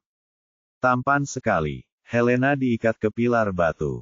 Awalnya hatinya penuh dengan keterkejutan dan keputusasaan, tapi sekarang dia sangat bersemangat dan memandang Ye Bufan seperti seorang nimfomaniak. Hei, apakah ini kakak Ye yang kamu bicarakan? Dia menoleh untuk melihat Lu Bengxia di sebelahnya. Ya, dia adalah kakak Ye. Lu Bengxia tampak bangga. Dia sangat tampan. Jika dia bisa menyelamatkanku hari ini, aku akan berjanji pada diriku sendiri untuk menjadi wanitanya. Kata Helena dengan ekspresi tergila-gila. Lu Bengxia segera mengerutkan bibirnya, berhentilah bermimpi. Kakak Ye ada di sini untuk menyelamatkanku. Apa hubungannya denganmu? Kamu juga menyukainya, kan? Mari kita lihat siapa yang lebih kuat. Aku yakin dia akan memilihku pada akhirnya. Kata Helena di akhir, meskipun dia diikat di pilar, dia tetap mengangkat dadanya, menunjukkan keunggulannya. Ferdinand melihat sabitnya berubah menjadi bubuk besi di seluruh tanah, dan berkata dengan suara serak, tentu saja, ada beberapa trik. Ye Bufan mengulurkan tangannya untuk mengingat Longya, lepaskan dia, aku bisa menjaga seluruh milikmu tubuh. Saya ingin berpikir terlalu banyak. Meskipun agak merepotkan untuk berurusan dengan Anda tidak bisa menjadi lawan saya. Ferdinand berkata, sekarang izinkan saya menunjukkan kepada Anda keterampilan sebenarnya dari kultus penyihir hantu kami. Mengatakan ini, sosoknya bersinar dan tiba-tiba berubah. Ada dua Ferdinand yang identik. Sebelum semua orang sadar kembali, perubahan terjadi lagi, 2 berubah menjadi 4, 4 berubah menjadi 8. Hampir dalam sekejap mata, seluruh puncak gunung Zushan dikelilingi oleh sosoknya. Ada ratusan pemimpin sekte penyihir hantu, dan masing-masing memiliki sabit hitam di tangan mereka. Mereka tampak persis sama, tanpa perbedaan apapun. Bagaimana, orang China? Mari kita lihat bagaimana tanggapan Anda kali ini. Ratusan tokoh berbicara bersamaan, suara mereka penuh kebanggaan. Melihat mereka dikepung, Sophie dan yang lainnya memasang ekspresi serius, dan mereka semua berkumpul di sekitar Ye Bufan, dengan gugup menghadapi ratusan Ferdinand. Jika Ye Bufan tidak ada, mereka benar-benar tidak bisa memikirkan cara apapun untuk menghadapinya. Ye Bufan berkata dengan tenang, saya pikir itu adalah pernyataan yang cerdas. Di Tiongkok, kami menyebut Anda inkarnasi eksternal. Meskipun tampaknya ada banyak orang, itu tidak ada gunanya. Pada akhirnya, hanya satu tubuh yang memiliki kekuatan ofensif. Kamu benar, aku hanya punya satu tubuh asli, tapi terus kenapa? Dengan begitu banyak kloninganku, kamu bahkan tidak tahu mana yang asli. Begitu serangan diluncurkan, tidak ada pertahanan sama sekali. Setelah selesai berbicara, ratusan Ferdinand tertawa bersama. Orang-orang ini sama persis, gerakannya seragam, dan tidak ada perbedaan sama sekali. Sophie berusaha keras mengamati orang-orang di depannya, tetapi tidak menemukan kekurangan apapun. Seperti yang dikatakan Ferdinand, begitu tubuh utama dan klon menyerang bersama-sama, mereka tidak dapat membedakan mana yang asli dan mana yang palsu. Namun saat ini, pemandangan yang mengejutkan semua orang muncul. Ye Bufan mengangkat telapak tangannya dan menamparkan keras sisi kiri Ferdinand. Beraninya kamu memamerkan trik kecilmu di depanku. Lalu terjadilah benturan, dan Ferdinand tiba-tiba ditarik keluar puluhan meter jauhnya, dan menabrak pilar dengan keras. Pada saat yang sama, ratusan klon semuanya menghilang, hanya menyisakan tubuh aslinya yang terlihat di depan semua orang. Ini, bola mata terkejut Geraint dan yang lainnya hampir keluar dari rongganya. Mereka mencari untuk waktu yang lama dan tidak dapat menemukan kekurangan apapun. Namun, mereka menemukan saya segera setelah mereka mengambil tindakan, yang sepenuhnya di luar kemampuan semua orang harapan. Kamu, bagaimana kamu melihatnya? Orang yang paling terkejut adalah Ferdinand. Pemimpin kultus penyihir hantu yang bermartabat ditampar mulutnya di depan umum. Yang paling penting adalah dia tidak tahu bagaimana pihak lain menemukannya. Bab 1378 Kalajengking Berlian Berwarna-Warni. Ye Bufan menggelengkan kepalanya dan berkata, kamu punya sedikit trik, dan kamu berani menunjukkannya untuk mempermalukan orang. Di mata kami orang China, itu hanya lelucon, untuk menipu penglihatan orang melalui ilusi, dan dia memiliki kesadaran spiritual, dan ilusi apapun tidak ada gunanya. Tidak, ini tidak mungkin, kamu pasti tertipu. Teknik yang selama ini dia banggakan tidak layak disebut di mata pihak lain. Hal ini sangat merangsang Ferdinand dan tidak percaya itu benar. Dia bangkit dari tanah dan berubah menjadi ratusan sosok lagi. Setiap sosok memegang pisau tulang putih di tangannya dan menyerbu ke depan, dengan momentum yang mencengangkan untuk beberapa saat. Keras kepala, Ye Bufan berbalik dan menendang sosok di belakangnya. Dengan keras, Ferdinand ditendang di bagian perut dan terlempar ke belakang seperti layang-layang yang talinya putus. Di saat yang sama, semua sosok itu menghilang. Kali ini semua orang kaget. Kalau pertama kali dikatakan mungkin ada unsur keberuntungan, tapi kali kedua dia memukulnya dengan akurat, ini pasti menunjukkan masalahnya.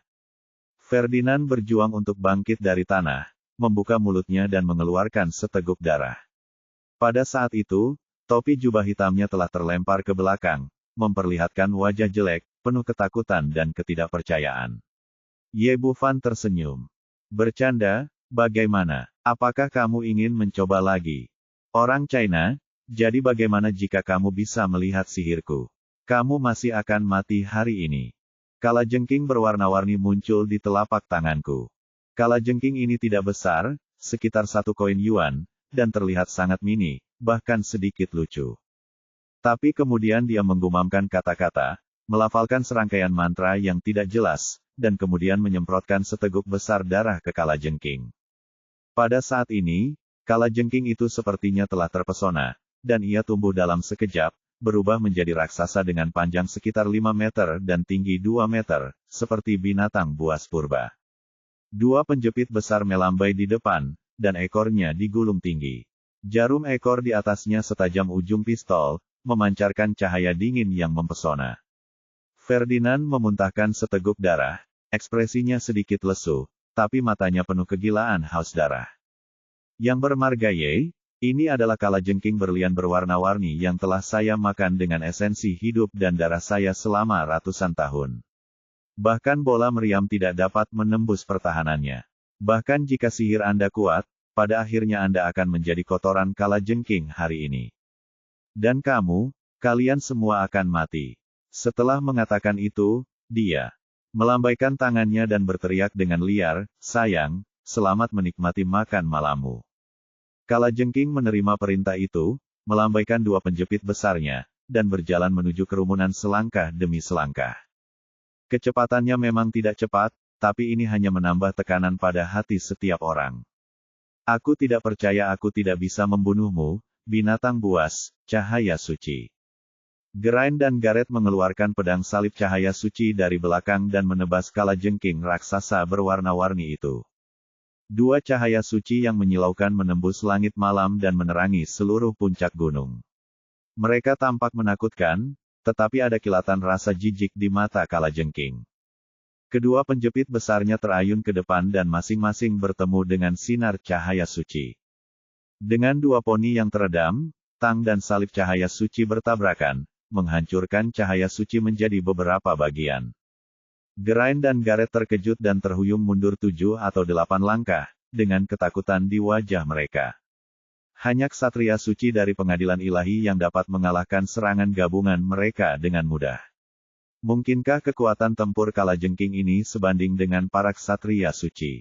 Bukan hanya mereka, tapi Helena yang diikat di pilar juga sangat terkejut.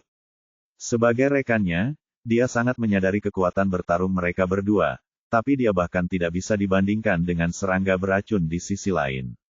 Dia menghela nafas dan berkata, kultus penyihir hantu benar-benar kuat. Sepertinya aku hanya bisa mengandalkan pemuda tampan itu untuk menyelamatkanku. Lu Bengxia mengerutkan bibirnya, jangan terlalu sentimental, oke. Kakak Ye ada di sini untuk menyelamatkanku. Helena tersenyum dan berkata, sama saja. Selama kita membunuh hantu itu, kita semua akan diselamatkan. Lalu aku akan menyerahkan diriku pada pria tampan. Itu pria tampan itu pasti menyukaiku. Petik 2. Kamu, kakak Ye tidak menyukai sapi besar sepertimu.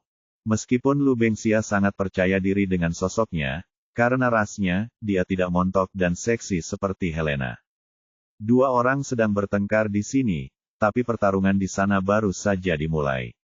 Tak mau menyerah, Geraint dan Gareth melancarkan serangan kedua, namun hasilnya tetap sama, mereka tidak bisa menimbulkan ancaman apapun pada kalajengking, bahkan teknik pemurnian yang digunakan Sophie tidak bisa menembus pertahanan Diamond Scorpion ini.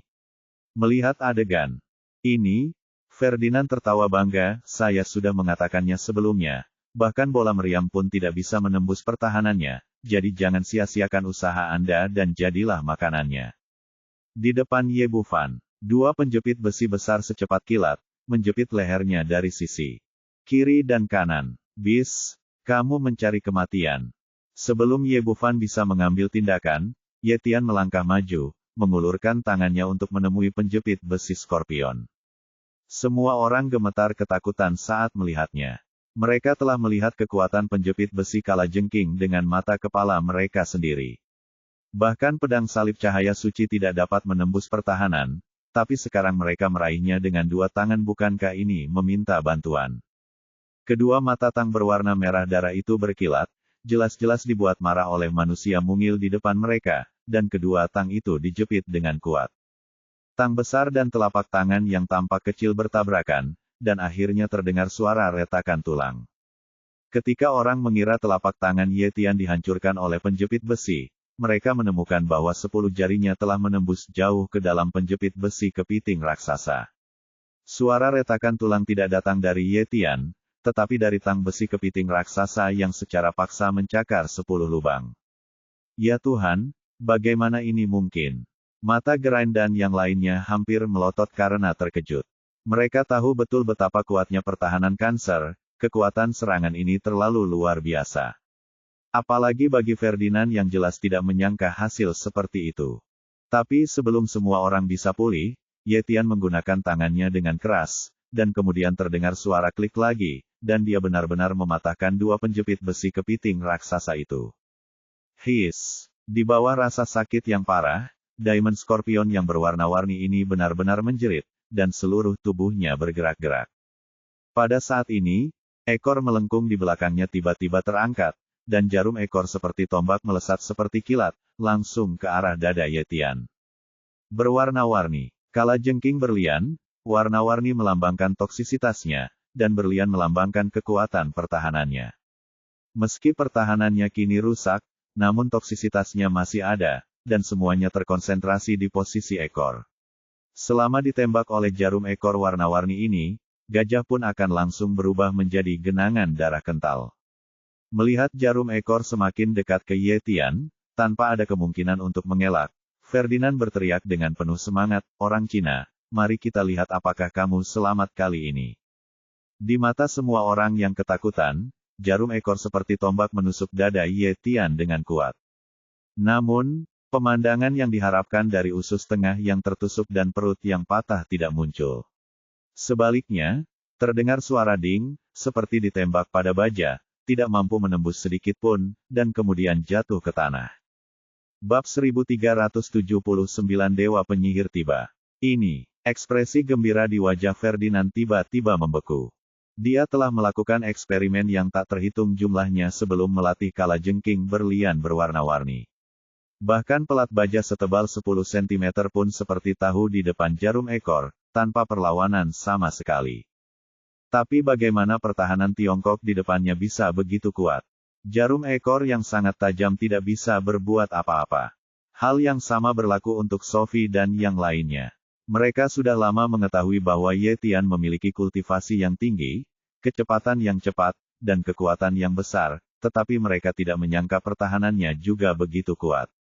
Geraint diam-diam tercengang saat melihatnya. Apakah ini kekebalan yang legendaris? Bahkan paladin terkuat di pengadilan ilahi tidak dapat melakukan ini. Apa yang tidak mereka ketahui adalah bahwa tubuh fisik Ye Tian pada awalnya adalah boneka mayat, dan yang paling kuat adalah kemampuan bertahannya. Sekarang dia telah memasuki dunia boneka mayat, sangat sulit untuk menembus pertahanannya. Orang yang paling terluka adalah Vajra Scorpion yang berwarna-warni. Dia tidak pernah menyangka bahwa manusia yang lemah di matanya bisa menjadi begitu kuat hingga merasa ketakutan dari lubuk hatinya. Menyadari ada sesuatu yang tidak berjalan baik, dia berbalik dan ingin melarikan diri dari naluri binatang, tapi bagaimana Ye Tian bisa memberikan kesempatan seperti itu? Dia melangkah maju dan meninju cangkang kalajengking yang tebal. Terdengar bunyi klik, dan setengah dari cangkang keras, yang awalnya sekeras tank, runtuh dengan satu pukulan. Kemudian Ye Tian meraih salah satu kaki depannya dan menariknya dengan paksa, lalu paha kedua, ketiga, dan keenamnya terkoyak dalam sekejap mata. Akhirnya, karena merasa itu belum cukup, dia meraih kembali ekor kalajengking itu, mengambil kalajengking berlian berwarna-warni dan membantingnya ke tanah.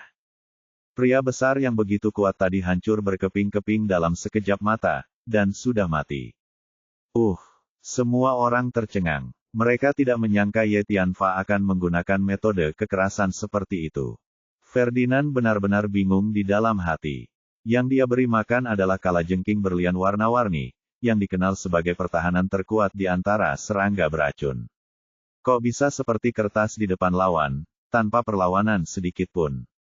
Saat semua orang terkejut, Ye Bufan, yang telah siap secara mental, muncul di depan Lu Bengxia dalam sekejap. Dengan kilatan cahaya keemasan di tangan mereka, kepala keempat murid kultus penyihir hantu yang menjaga Lu Bengxia dan Helena terbang tinggi ke udara, darah menyembur di tempat, dan tubuh mereka jatuh ke tanah dengan bunyi celepuk. Hingga saat-saat terakhir, mereka tidak mengerti apa yang terjadi. Setelah berhadapan dengan keempat orang ini, Ye Bufan mengulurkan tangannya dan memutuskan tali di tubuh Lu Bengxia. Kakak Ye, setelah akhirnya diselamatkan setelah nyaris lolos, Lu Bengxia melemparkan dirinya ke dalam pelukannya dengan penuh semangat. Saat dia ragu apakah akan mencium Ye Bufan dan mengungkapkan kegembiraan batinnya, Helena berteriak dengan cemas dari samping, pria muda yang tampan, ini aku juga. Ye Bufan menepuk punggung Lu Bengxia, lalu berbalik mengulurkan tangannya untuk memutuskan talinya lagi. Anak kecil yang tampan, terima kasih telah menyelamatkanku. Helena, yang begitu bersemangat, tidak sopan sama sekali, dan dia tidak pemalu seperti Lu Bengxia. Dia melemparkan dirinya ke pelukan Ye Bufan dan memeluknya erat jatuh menimpanya. Ye Bufan tahu bahwa dia berasal dari Senting dan merupakan teman Sophie dan yang lainnya, jadi dia menyelamatkannya. Dia tidak menyangka wanita ini akan bereaksi seperti ini, tidak melakukan apapun. Kamu, cepat lepaskan kakak Ye. Lu Bengxia melihat semua ini dan menghentakkan kakinya dengan marah. Yang juga terkejut adalah Geraint dan yang lainnya. Anda harus tahu bahwa Sophie dan Helena adalah dua wanita cantik paling bergengsi di pengadilan ilahi, dengan pelamar yang tak terhitung jumlahnya, termasuk anak-anak kaya dari keluarga kerajaan dan pangeran dari negara-negara barat. Namun kedua orang tersebut tidak pernah mengatakan hal yang salah, apalagi Helena yang pernah dicurigai sebagai seorang homoseksual. Namun hari ini, mereka berinisiatif untuk terjun ke pelukan orang Tionghoa, benar-benar menumbangkan pemahaman mereka. Saat semua orang sedang bersemangat, raungan marah tiba-tiba datang dari samping. Orang-orang Tiongkok sialan, apakah kamu pikir kamu akan menang seperti ini? Semua orang kemudian menyadari bahwa pemimpin sekte penyihir hantu belum mati, dan pertempuran belum berakhir. Ye Bufan berbalik dan melihat Ferdinand terlihat garang saat ini, jelas sangat marah. Orang Tionghoa bodoh, tahukah kamu kenapa lokasinya diatur di istana leluhur? Karena ini adalah tempat yang paling dekat dengan dewa penyihir. Di sini saya bisa memanggil Anda kapan saja. Merupakan kehormatan bagi Anda untuk mendorong saya ke titik ini, tapi hari ini kalian semua akan mati, dan tidak ada yang akan selamat. Tuan Agung Dewa Penyihir, biarkan manusia bodoh ini menjadi korbanmu. Setelah berbicara, Ferdinand membuka mulutnya dan memuntahkan seteguk darah lagi. Yang aneh adalah itu darah tidak keluar dari tubuh. Bukannya jatuh, malah berubah menjadi aliran darah dan melesat langsung ke langit. Segera setelah itu, pilar cahaya hitam legam turun dari langit dan mendarat di atas istana leluhur. Dari kejauhan, tampak seperti pilar raksasa yang menghubungkan langit dan bumi, memancarkan tekanan tak berujung. Melihat pemandangan ini, ekspresi semua orang yang hadir berubah drastis. Tuan Ye, apa yang harus kita lakukan? Mengapa Anda tidak memimpin seseorang untuk melarikan diri, dan kami akan memotong bagian belakang? Geraint dan Haris mengeluarkan pedang salib cahaya suci dari punggung mereka secara bersamaan pengadilan ilahi. Mereka masih memiliki semangat ksatria. Ye Bufan menggelengkan kepalanya, tidak ada gunanya. Jika kita tidak menyingkirkan orang ini, tidak ada dari kita yang bisa pergi. Petik 2. Itu benar, kalian semua akan mati di sini hari ini. Awan kabut hitam, seperti naga panjang, mengikuti pancaran cahaya dan mendarat di puncak Gunung Zushan. Sepasang pupil merah bersinar di kabut hitam, membawa aura jahat yang luar biasa dan niat membunuh, dan akhirnya menyatu ke dalam tubuh Ferdinand. Apakah ini dewa penyihir legendaris? Melihat pemandangan ini, Lu Bengxia menjadi sangat gugup dan bergerak erat ke pelukan Ye Bufan.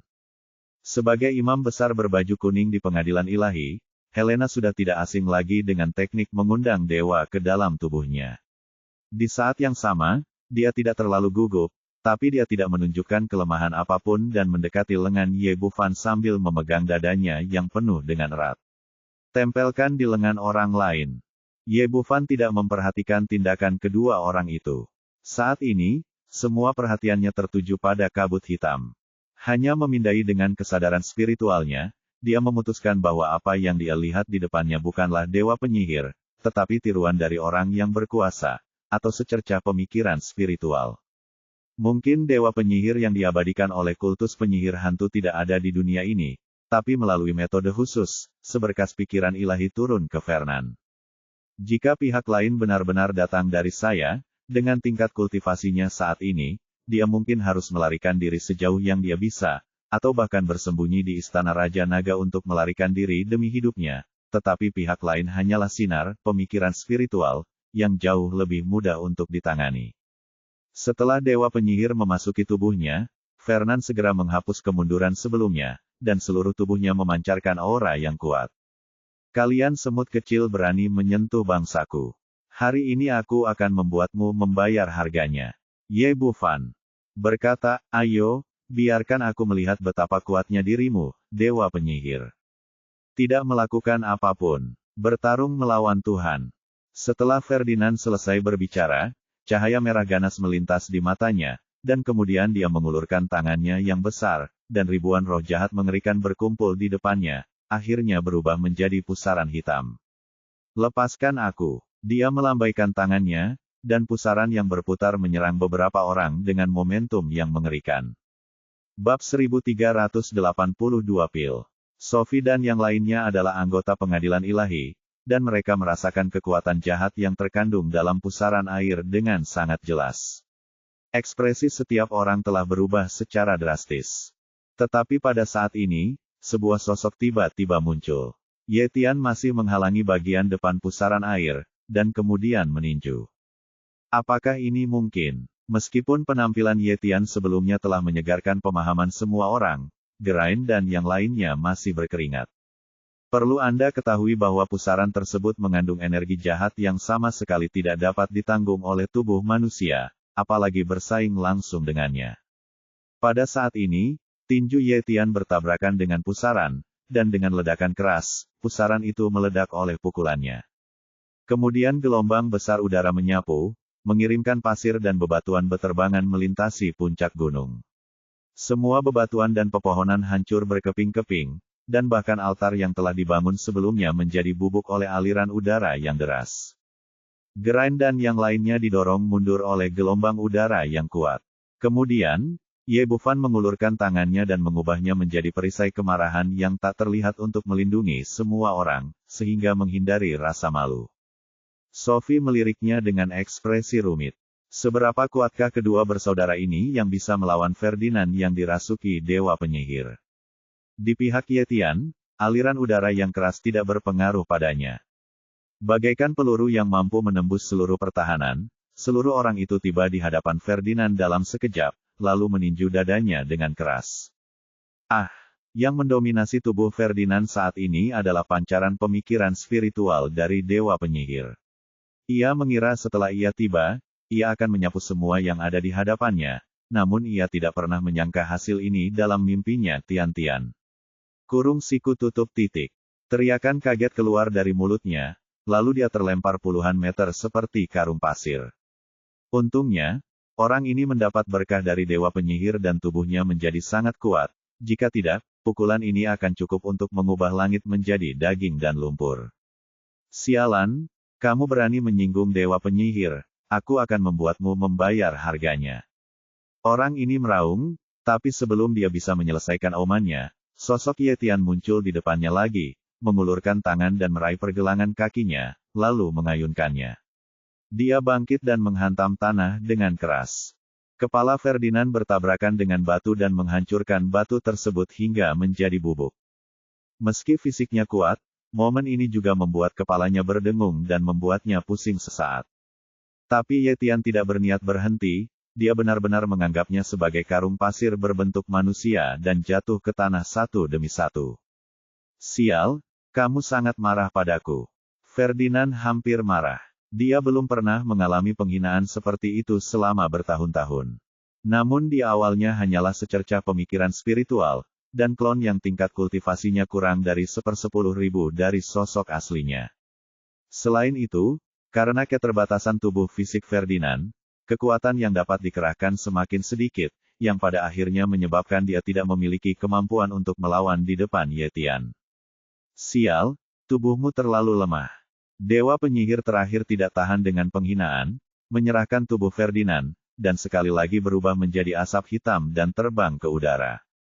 Begitu dia pergi, tubuh Ferdinand dipukul oleh Ye Tian dan berubah menjadi kabut berdarah. Sialan, kamu berani melakukan ini padaku, menanggung murka dewa penyihir. Di udara, dua mata merah darah di kabut hitam dipenuhi amarah. Bagaimanapun, dia datang dari dunia luar. Tanpa tubuh fisik yang membawanya, kekuatan pikiran spiritualnya akan terkuras setiap menitnya. Tapi saat ini, dia begitu diliputi amarah sehingga dia tidak bisa lagi terlalu peduli. Dia ingin menghukum manusia di depannya meskipun pikirannya rusak. Biarkan kamu merasakan apa itu kekuatan Tuhan. Dewa penyihir meraung, dan kemudian kabut hitam dengan cepat meluas ke seluruh puncak gunung, menenggelamkan Ye Tian dan yang lainnya sepenuhnya. Setelah tertutup kabut hitam, Sophie dan yang lainnya tiba-tiba merasakan tekanan yang tak ada habisnya. Tubuh mereka tidak hanya kehilangan kemampuan untuk bergerak, tetapi mereka juga tidak dapat berkomunikasi dengan kekuatan suci. Pada saat yang sama, kekuatan isap yang sangat besar datang dari kabut hitam, melahap nyawa mereka dengan liar. Manusia yang rendah hati, apakah kamu merasakan kehebatan dewa penyihir sekarang? Tidak lama lagi kalian semua akan tersedot ke dalam kekacauan, dan kamu bisa dianggap sebagai korban bagiku, hahaha. Semburan kegilaan tawa datang dari kabut hitam. Hancurkan untukku. Ye Tian awalnya adalah mayat, dan tidak terlalu terpengaruh. Sangat disayangkan dia berada di dalam kabut hitam, jadi pukulannya tidak memiliki efek yang besar sama sekali, dan bahkan tidak menimbulkan banyak gelombang.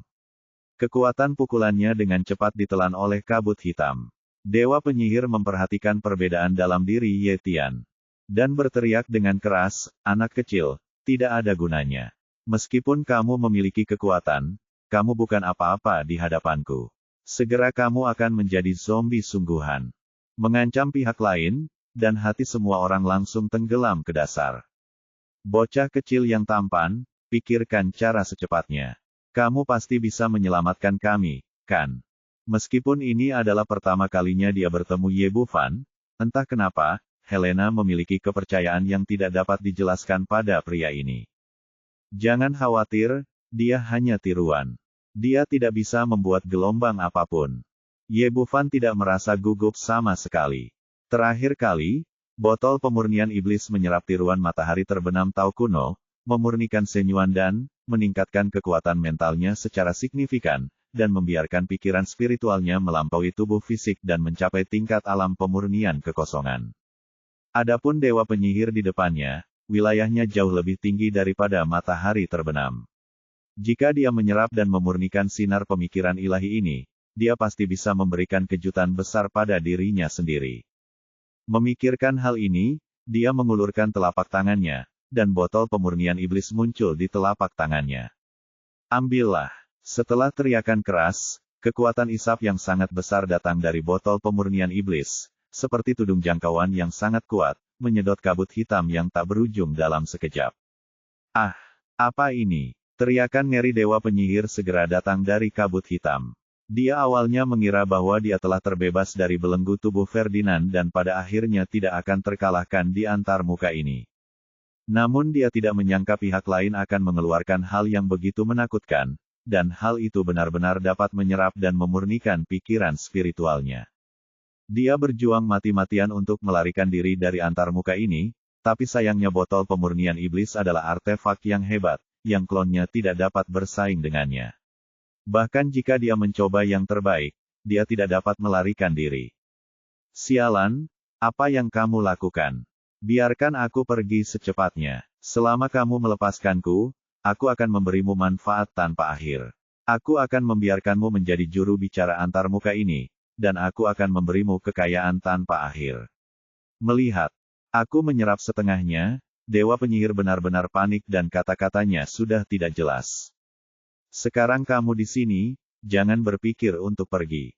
Ye Bufan secara alami tidak akan membiarkan harimau itu kembali ke gunung. Di bawah desakan pikiran spiritualnya, botol pemurnian iblis itu langsung memperkuat daya isapnya. Sialan manusia, tunggu saja aku tidak akan membiarkanmu pergi. Dewa penyihir mengeluarkan raungan enggan, dan langsung tersedot ke dalam botol pemurnian iblis. Ye Bufan mengabaikan ancaman orang ini. Jika antarmuka ini bisa datang kepadanya, dia pasti sudah lama datang. Dia dengan bersemangat memindai botol pemurnian iblis dengan pikiran rohaninya dan menemukan bahwa dua pil muncul di bagian bawah botol sekaligus. Yang satu berwarna hitam seperti tinta, tampaknya terbuat dari roh jahat Yin, dan cocok untuk diambil Yetian. Yang jernih lainnya adalah pil Shenyuan yang telah saya nantikan, dan kualitasnya satu tingkat lebih tinggi daripada pil matahari terbenam Tao terakhir kali.